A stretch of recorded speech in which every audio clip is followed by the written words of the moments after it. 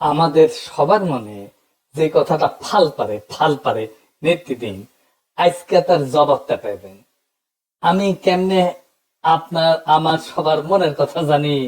আমি খালি আপনার মনের কথা জানি না, আপনিও আমার মনের কথা জানেন। এটা আসলে পুরা জাতির মনের কথা। কি সেটা? 1 নাম্বার কথা হইতেছে, ইলেকশন কি আদৌ হবে? 2 নাম্বার, ইলেকশন নিয়ে সবার মনে শঙ্কা কেন? 3 নাম্বার, কারা চায় না ইলেকশন হোক? এই 3 প্রশ্নের জবাব দেওয়ার আগে আমাদের এক লম্বা কাহিনী শুনতে হবে। আশা করি শুনতে খারাপ লাগবে না, কারণ এই কাহিনীর মধ্যে আপনার অনেক প্রশ্নের জবাব আপনি পেয়ে যাবেন। প্রথমে শুরু করি এরশাদ বিরোধী আন্দোলন দিয়ে। এরশাদের বিরুদ্ধে আওয়ামী লীগ আর বিএনপি দুই রাজনৈতিক দলের রাজনৈতিক লড়াইয়ের ফলে এরশাদের পতন হয়। মুজিবের বিরুদ্ধে কোন শক্তিশালী রাজনৈতিক লড়াই রাজনৈতিক দলগুলো গড়ে তুলতে পারেনি। মুজিবের পতন হয় অপ্রচলিত এক শক্তির হাতে। আর ওই পলিটিক্যাল ভ্যাকুয়ামটা পূরণ করার জন্যই বিএনপির মতো একটা দলের জন্ম হয়। তখন এমন কোন রাজনৈতিক দল ছিল না যে ওই পলিটিক্যাল ভ্যাকুয়ামটা পূরণ করতে পারে। হাসিনাকেও কোন রাজনৈতিক দল উৎখাত করতে পারেনি। এমনকি হাসিনার বিরুদ্ধে কোন রাজনৈতিক দল লড়াইও তৈরি করতে পারেনি তেমন শক্ত কোন। হাসিনার পতন হয়েছে রাজনৈতিক দলের বাইরের শক্তির হাতে। এই বাইরের রাজনৈতিক শক্তি শুধু ছাত্ররা না, রাজনৈতিক দলের বাইরের শক্তি অনেকগুলো ছিল, অনেক কয়েকজন দাঁড়ায় গেছিল। এরা কারা কারা? এদের চেনা কঠিন না। এরা এক একটা রাজনৈতিক লড়াইয়ের মধ্যে দিয়ে রাজনৈতিক শক্তি হয়ে উঠছে। আসেন দেখি তারা কারা। হাসিনার আমলে হাসিনার শাসনকে নাড়া দিতে পারছে সত্যিকার অর্থে 4টা আন্দোলন, যে আন্দোলনগুলোতে সাধারণ মানুষ সম্পৃক্ত হয়েছিল। রাজনৈতিক দলগুলো আন্দোলন করছে, জামাত আন্দোলন করছে আগে, বিএনপি আগে আন্দোলন করছে, কিন্তু সাধারণ মানুষ সেটাতে সম্পৃক্ত হয় না। জামাতের একটা আন্দোলনে সাধারণ মানুষ সম্পৃক্ত হয়েছিল, সেটা হইতেছে মাওলানা দেলোয়ার হোসেন সাঈদীর ফাঁসির আদেশ দেওয়ার পরে। কিন্তু সেই আন্দোলনটা খুব বেশি দিন চালাইতে পারেনি তারা।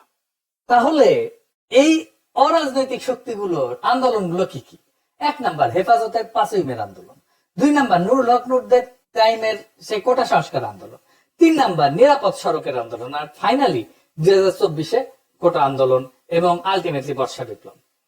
এই সব কয়টা আন্দোলনের সর্বশক্তি নিয়ে নেতা থেকে শুরু করে কর্মী সমর্থক পর্যন্ত ছিল জামাত শিবির। বিএনপির নেতারা না থাকলেও কর্মীরা অনেকেই থাকতো, প্রায় সকলেই থাকতো বলা চলে। এই লড়াইগুলোতে নিজেদের তাগিদে তারা যুক্ত হইতো। আর পাশাপাশি একটা ইন্ডিপেন্ডেন্ট সোশ্যাল মিডিয়া ফোর্স তৈরি হয়েছিল, যেটা এখনো এক্সিস্ট করে, এখনো আছে, জিন্দা আছে। এই যে লড়াইগুলোতে জামাতের অংশগ্রহণ, লড়াইগুলোর একটা গুণগত পরিবর্তন করে দিছিল। সেটা হইতেছে রাজনৈতিক লড়াই পরিচালিত হইতেছে ইসলামী রাজনৈতিক চিন্তায় ভর কইরা। বিএনপি কর্মীরা সংখ্যা বাড়াইছে, কিন্তু লড়াই কোনো কর্তৃত্ব বা বয়ান তৈরি করতে পারে নাই, নেতৃত্বও নিতে পারে নাই। রাজনৈতিক লড়াইয়ের ভাষাও পরিবর্তন হইতে থাকে।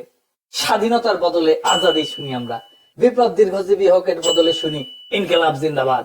এমনকি বামপন্থীরাও কারবালা বলে, আমি জাহিলিয়াত বলে। শোষক আর শোষিতের বদলে আমরা ব্যবহার করি জুলুম আর মজলুম। ন্যায়ের বদলে ব্যবহার করি ইনসাফ। গণভবন দখল করাকে বলি আমরা ফতে গণভবন। লড়াইয়ের ভাষা দিয়ে বুঝতে পারবেন কারা লড়াইয়ের মূল শক্তি। এই লড়াইয়ের মূল শক্তি ছিল বাংলাদেশের ইসলামপন্থী রাজনৈতিক শক্তি। বিপুল পরিমাণে মাদ্রাসার ছাত্র শহীদ হয়েছে। হাসিনার সবচেয়ে বড় ভুল হয়েছিল কি জানেন? নিরাপদ সড়ক আন্দোলনকে গুন্ডা দিয়ে থামানো। ওই নিরাপদ সড়কের লড়াই যে স্কুল ছাত্ররা করছিল, তারাই 2024-এ বিশ্ববিদ্যালয়ের ছাত্র হয়। এরা আগের অভিজ্ঞতায় জানে কিভাবে হাসিনা দমায় দেয় আন্দোলনকে। তারাও আগের অভিজ্ঞতা কাজে লাগায়, জান লড়াইয়ে ফাইট দিল। সারা দেশের মানুষ পাশে দাঁড়াইলো। হাসিনা পলাইলো। বাঙ্গু এলিটেরা, সুশীলেরা দেখলো তার সাম্রাজ্য ঝরঝর করে ভেঙে পড়তেছে, ধ্বংস হয়ে যাইতেছে। আগে আসলো সেই সিভিল মিলিটারি ব্যুরোক্রেসি। ওয়াকার সাহেব গাড়ি পেটাই দিল, বুড়া চ্যাংড়া সব পলিটিক্যাল লিডারদেরকে ডাইকে নিয়ে গেল। তারা নাচতে নাচতে চলে গেল। একটা সরকার এলো, ইন্টারিম সরকার, যার কাজ হবে শুধু ইলেকশন। একটা সরকার উপহার দিল বাংলাদেশকে। বুকের রক্ত দিল সাধারণ মানুষ, যে রক্ত নেওয়ার কাজ করছে সে বিপ্লবোত্তর সরকার তৈরি করে। ওয়াকার, কি তামাশা! দেশের মানুষ যে রাষ্ট্রের একটা বদল চাইছিল, সেইটারে কম্পোর্ট দেওয়ার চেষ্টা হইলো। মাঠে নামাইলো বুদ্ধিজীবীদেরকে। শুরু হইলো তাদের বিরুদ্ধে আক্রমণ, যারা একটা বিপ্লবী সরকার চাইতেছিল। একদিকে ডাক্তার জাহেদ, তাসনিম খলিলের মতো সুশীল, বিরানি আলমের মতো মাদার বোর্ডেরা, আর সাথে জুটলো নটিমাগিরা, নাম কইলাম না, আমাদের দাবরানির উপরে রাখলো। অভিযোগ কি? আমরা নির্বাচন চাই না, আমরা কামান চাইছিলাম, প্রফেসর ইউনূস আমাদের পিস্তল দিতেছিল, অন্তত যেন সেইটা পাই, দুধের স্বাদ যেন ঘোলে মিটাইতে পারি, সেইটা করতে চাইছিলাম, সেটাও করতে দেবে না। ডাক্তার জাহেদের কথাগুলো দেখেন, এটা বিপ্লব না, তার মূল কথা ছিল বিপ্লব হইলে তো একটা আমূল পরিবর্তনের পথে আগাইতে হবে, সেটা তারা আগাইতে দেবে না। এদের মূল চিন্তা হইলো একটাই, কি সেটা? সে চিন্তা হইতেছে আপাতত তো ঠেকানো গেছে, ধ্বংস হওয়া এস্টাবলিশমেন্টটা যা এতদিন ধরে চলছে, যে শেষ রক্ষা হবে কি? এই লড়াইয়ের মধ্যে দিয়ে বাংলাদেশে ইসলামী একটা শক্তি উত্থিত হয়েছে, এইটারে কেমনে সামলানো যাবে? এরা যদি আবার ভাঙ্গা ফেলে সবকিছু পুরানো কাঠামোকে, তখন শুরু হইলো সংস্কার নিয়ে টাল বাহানা, সরকারের বৈধতা নিয়ে প্রশ্ন, 31 দফাই নাকি সংস্কার। এই 55 বছর ধরে চলে আসা লুটপাটের বন্দোবস্ত কিভাবে টিকায় রাখা যায়, এই নিয়ে একটা ঐক্য হইল। কার কার? বিএনপি আর ভারতের মধ্যে। আওয়ামী লীগের সাথে বিএনপির ঘুটু আছে, এটা তো বানায় বলতেছি না। আপনার এলাকায় আওয়ামী লীগ কাজ শেল্টারে আছে, দেখেন এস আলমের ব্যবসা দেখে সালাউদ্দিন সাহেব, এস আলমের গাড়ি সরায় বহিষ্কৃত হয়েছিল যারা, তাদেরকে আবার ফিরায় নেওয়া হয়েছে। তাহলে সামনে বহিষ্কার করছিল, এমনি এমনি মিশামিশি হুদাহুদি বহিষ্কার করছিল, দেখানোর জন্য বহিষ্কার করে। যতজনকে বহিষ্কার করছে সবাইকে ফিরে নিছে। আপনি হিসাব করে দেখেন, বিএনপি বিএনপি দেখায় বহিষ্কার করছে, তার কিছুদিন পরে সামনে আসতে কইরা তাদেরকে ফিরায় নেয় দলে, সব কয়টারে ফিরায় নিছে। দেখেন ওদেরকে আবার ফিরে নিছে, ওকে আবার নমিনেশনও দেওয়া হয়েছে।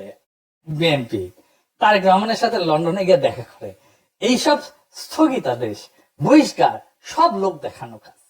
ফজা পাগলা তো প্রাথমিক সদস্য পদ স্থগিত হয়েছে, অগাস্ট মাসে স্থগিত করছে 3 মাসের জন্য, তো তাইলে নমিনেশন পাই কিভাবে? ও তো সদস্য পদই নাই। একটা মজা দেখায়, বিএনপির একটা নীতি নিছিল এক পরিবার এক প্রার্থী, যে দেখেন মানে এক পরিবার থেকে একজনই প্রার্থী হবে। খন্দকার মোশাররফ হোসেন গর্ব করে কইছেন, দেখেছেন আমরা এক পরিবার থেকে একজনের বেশি প্রার্থী দেই নাই।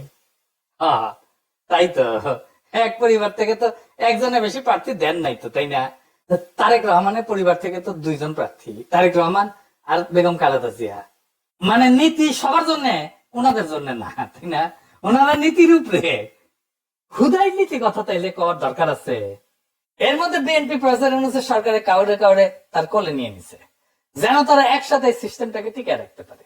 এতদিন তারা মোটামুটি খোশ মেজাজেই ছিল, কিন্তু সব হিসাব তাদের পাল্টে গেল। একটা ভয় তাদের তারায় ফেরতেছে সেই দিন থেকে, বিরাট একটা ভয়। কি সেই ভয়?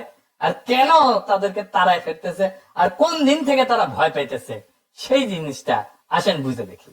গত 20 বছরে যারা ভোটার হয়েছে, তারা কারে ভোট দিবে জানেন? জানেন না তো, আমরা কেউই জানি না। বিএনপি কে যে ভোট দিবে না এটা তো জানা গেছে, ছাত্র সংসদ নির্বাচনে দেখা গেছে তরুণেরা ভোট দিতেছে বিএনপি কেনা। বিএনপি থার্ড হয়েছে বেশিরভাগ জায়গায়। আগে তো টাকা দিয়া ভোট কেনা যাইতো, গুন্ডার হুন্ডা দিয়া কেন্দ্র দখল করা যাইতো, এটাকে আবার করা যাবে? যাবে না, ওরাও নিশ্চিত না। আগে মনে করেছিল ইলেকশন দিলে তো বিএনপি জিতে যাবে, তাই রে নাই রে না, এখন সেই কনফিডেন্স আর নাই। কনফিডেন্স থাকলে জাস্টিস শাহাবুদ্দিনের 91 ইলেকশনের মতো একটা ইলেকশন করে ফেলতো, সবকিছু ঠিক আছে, এরশাদ নাই, বাকি সব ঠিক আছে, তাই হইতো। ওইটা করলে একটা মোটামুটি ফেয়ার ইলেকশন দিত। যদিও ফেয়ার ইলেকশন দিলে 91 মতো চমক আসতে পারে। 91 কি হয়েছিল জানেন? আর্মি, প্রশাসন, পুলিশ, ব্যুরোক্রেসি, এমনকি বিএনপিও মনে করেছিল আওয়ামী লীগ ক্ষমতা আসবে। ক্ষমতা আসলো বিএনপি। ওই একই অবস্থা হবে এবার। আর্মি তো বিএনপির সাপোর্ট দিতেছে, প্রফেসর ইউনূসের সরকারের কিছু উপদেষ্টাও কাজ করতেছে বিএনপির জন্য। কিছু যে ভিড়িছে, বিএনপি কইছে আপনাকে রাখবো আমরা পরের সরকারে, আর আনন্দে চলে গেছে আর কি।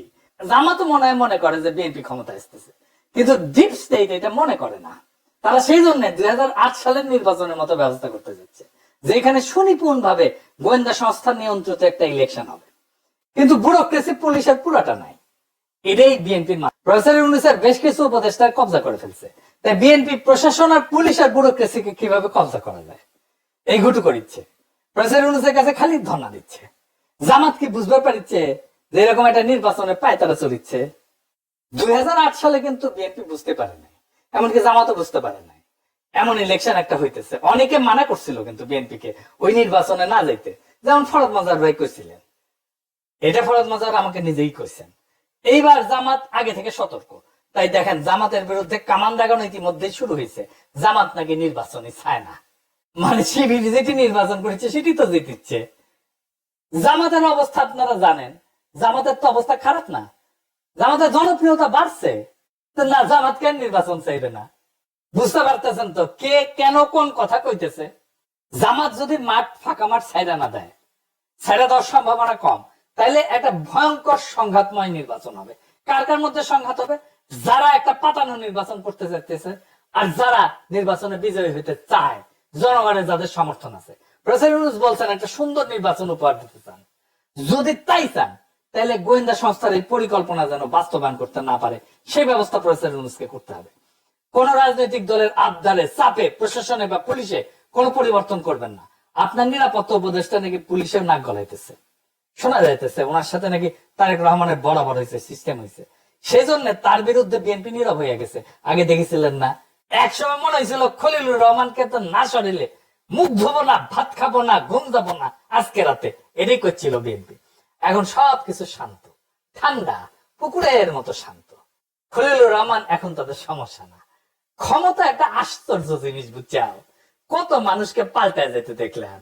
কখনো যদি আমার দেখেন ক্ষমতার কাছাকাছি দৌড় মারিচ্ছি, পিছে থেকে টেনে ধরে রাখবেন, খিচ্চা টেনে ধরে রাখবেন, যেন ওইটি যাবেন না পারি।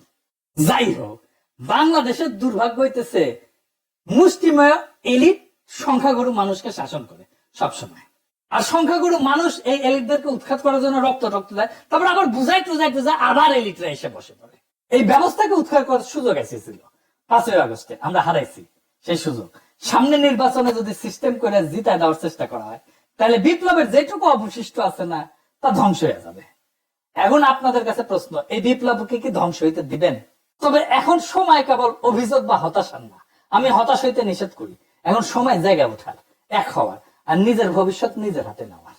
এটাই আমাদেরকে রক্ষা করবে। ইতিহাস বলছে যখন জাতি বিভক্ত হয় তখন এই এলিটেরা শোষকেরা টিকে যায়, কিন্তু যখন মানুষ সচেতন, ঐক্যবদ্ধ, সাহসী হয়, তখন কোন কৃত্রিম শক্তি তাকে দমায় রাখতে পারে না। এই যে যারা যারা এক হয়েছে, আওয়ামী লীগ, ভারত, বিএনপি, প্রফেসর ইউনূসের কিছু উপদেষ্টা, এগুলো কৃত্রিম শক্তি। এই শক্তি দমায় রাখতে পারবে না বাংলাদেশের সাধারণ মানুষকে। আমাদের তরুণদের রক্ত, স্কুল কলেজ বিশ্ববিদ্যালয়ের ছাত্রদের আত্মত্যাগ, সাধারণ মানুষের ন্যায়বোধ, তাদের লড়াইয়ের ক্ষমতা, এগুলো নিছক স্মৃতি কথা না, এগুলো ভবিষ্যতের ভিত্তি। এগুলোকে রক্ষা করতে হবে শুধু কথায় না, কর্মে, সততায়, সংগঠনে, তথ্যে, আইনে, নৈতিক প্রতিরোধের মাধ্যমে। এইবার আমাদেরকে ভাবতে হবে আমরা কি কেবল কথা বলবো নাকি বদল আনবো। ভয়, অপপ্রচার আর বিভক্তিকে হারাইতে হইলে লাগবে ধৈর্য, পরিকল্পনা আর সাহস। এখনই সময় সেই সাহস দেখানোর। এই দেশটা আমাদের, এই দেশ এলিটদের না, এই দেশ সংখ্যাগরিষ্ঠ সাধারণ দরিদ্র মানুষের। এই ইতিহাসও আমাদের। যারা রক্ত দিচ্ছে তারা চায় আমরা যেন ভয় না পাই। অন্ধকার যত গভীরই হোক, ভোরের আলো আসবেই যদি আমরা একসাথে থাকি এবং বিশ্বাস করি যে পরিবর্তন কেবল সম্ভব না, পরিবর্তন অপরিহার্য। সামনের ভোটের জন্য তৈরি হন। কাকে ভোট দেবেন সেটা নিয়ে আলাপ হবে, আলাপ করা যাবে, কিন্তু কাকে ভোট দেবেন না সেইটা এখনই ঠিক করে ফেলেন। কাকে ভোট দেবেন না সেটা আমার মুখ ফুটে বলে দেওয়ার দরকার নাই, আপনারা নিজেরাই জানেন। এটাই বিজয়ের প্রথম ধাপ। আমরা এই নির্বাচনে বেহাত বিপ্লবের পুনর্দখল করতে পারবো ইনশাল্লাহ, যদি আমরা এক থাকি, যদি আমাদের কৌশল ঠিক থাকে, যদি আমাদের সাহস, সততা এবং লক্ষ্য স্থির থাকে।